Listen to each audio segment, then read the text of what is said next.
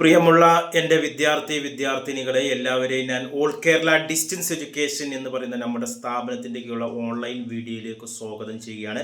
ഇന്ന് ഞാൻ നിങ്ങൾക്ക് മുമ്പിൽ പ്രസൻറ്റ് ചെയ്യുന്നത് NOSൻ്റെ +2 റിസൾട്ട് 2025 ഏപ്രിൽ ബാച്ചിലെ റിസൾട്ട് വന്നിട്ടുണ്ട്. ഇനി എങ്ങനെയാണ് പാസിംഗ് ക്രൈറ്റീരിയ കണക്കാക്കുന്നത് എന്നുള്ളതിനെ കുറിച്ചിട്ടാണ്. അതേപോലെ തന്നെ പേഴ്സൻറ്റേജ് കണ്ടുപിടിക്കുന്നതും എങ്ങനെയാണെന്നുള്ളതാണ്. പാസ്ഡ് ക്രൈറ്റീരിയ എന്ന് പറയുന്നത് നമുക്ക് 33% തിയറി പരീക്ഷയ്ക്ക് വേണ്ടത്. എത്ര മാർക്കിനാണോ നിങ്ങൾ തിയറി പരീക്ഷ എഴുതിയിട്ടുള്ളത് അതിൻ്റെ 33%. പ്രാക്ടിക്കലോ അസൈൻമെൻറ്റോ ആഡ് ചെയ്യാതെ നിങ്ങൾ എത്ര മാർക്കിനാണോ തിയറി പരീക്ഷ എഴുതിയത് അതിൻ്റെ 33% നിങ്ങൾ കാൽക്കുലേറ്റ് ചെയ്യുക. ആ മാർക്ക് നിങ്ങൾക്ക് കിട്ടില്ലെങ്കിൽ പാസ്സായിട്ടുണ്ടാവില്ല. അതായത് നിങ്ങളുടെ റിസൾട്ടിൽ നോക്കുന്ന സമയത്ത് 5 വിഷയങ്ങളുടെ നിരപ്പി വന്നാൽ മാത്രമേ നിങ്ങൾ പാസ്സാവുള്ളൂ. ഓക്കെ, നിങ്ങളുടെ റിസൾട്ടിൻ്റെ കോപ്പിൻ്റെ താഴെ ചെക്ക് റിസൾട്ട് എന്ന് പറഞ്ഞിട്ട് സംഭവം കാണും. അതിന് നേരെ പാസ് എന്ന് ആവും വേണം. 5 റിസൾട്ടിന് നേരെ പി വന്നാൽ മാത്രമേ നിങ്ങൾ പാസ്സാവുള്ളൂ. ഓക്കെ, അതേപോലെ തന്നെ SYC എന്ന് പറഞ്ഞ സബ്ജക്റ്റ് യെറ്റ് ക്ലിയർ. ഇയാൾ എന്താണ് ഫെയിൽഡ് ആണ്. ഈ പറഞ്ഞ സബ്ജക്റ്റ് ഏതെങ്കിലും സബ്ജക്റ്റിന് നേരെ SYC ഉണ്ടെങ്കിൽ ആ സബ്ജക്റ്റ് ക്ലിയർ ചെയ്യാനാണ്. SYCT അയാൾ തിയറി ക്ലിയർ ചെയ്യാനുണ്ട്. ഓൾറെഡി പ്രാക്ടിക്കൽ പാസ്സാണ്, തിയറി ക്ലിയർ ചെയ്യാനുണ്ട്. അതേപോലെ തന്നെ SYCP അയാൾ തിയറി പാസ്സാണ്, പ്രാക്ടിക്കൽ ക്ലിയർ ചെയ്യാനുണ്ട്.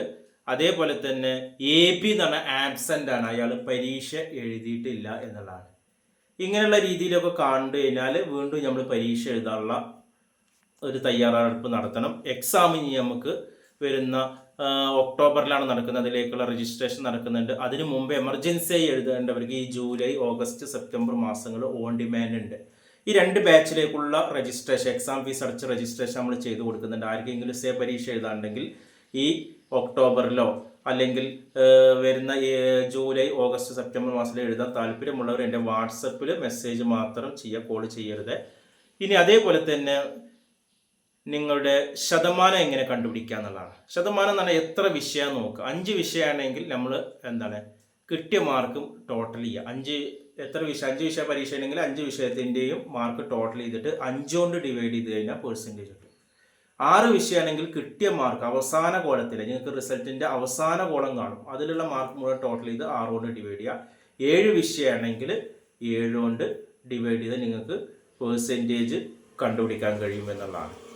ഓക്കെ, ഇതിൽ തന്നെ നമുക്ക് 80% മുകളിലാണെങ്കിൽ ഫസ്റ്റ് ക്ലാസ് പ്ലസ് ഡിസ്റ്റിങ്ഷൻ ആണ്. 60-ൻ്റെയും 80-ൻ്റെ ഇടയിലാണെങ്കിൽ അവിടെ നമുക്ക് ഫസ്റ്റ് ക്ലാസ് ആണ്. 55-ൻ്റെയും 60-ൻ്റെ ഇടയിലാണെങ്കിൽ സെക്കൻഡ് ക്ലാസ് ആയിട്ടാണ് പരിഗണിക്കുന്നത്. ഓക്കെ, പെർസെൻറ്റേജ് കണ്ടുപിടിക്കാൻ നിങ്ങൾക്ക് ഫസ്റ്റ് ക്ലാസ് ആണോ, സെക്കൻഡ് ക്ലാസ് ആണോ, ഡിസ്റ്റിങ്ഷൻ ആണോ എന്നുള്ളത് തീരുമാനിക്കാൻ കഴിയും. മാർക്ക് സിസ്റ്റമാണ്, ഗ്രേഡിംഗ് സിസ്റ്റം അല്ല. നിങ്ങളുടെ റിസൾട്ടിൻ്റെ അല്ലെങ്കിൽ നിങ്ങളുടെ സർട്ടിഫിക്കറ്റ് കിട്ടുമ്പോൾ അതിൽ ഗ്രേഡ് കാണും. ആ ഗ്രേഡ് നിങ്ങൾ വലിയ മാനദണ്ഡം ആക്കേണ്ട ആവശ്യമില്ല. NOSന് നിങ്ങൾ പെർസെൻറ്റേജ് മാർക്ക് സിസ്റ്റം മാത്രം നോക്കിയാൽ മതി.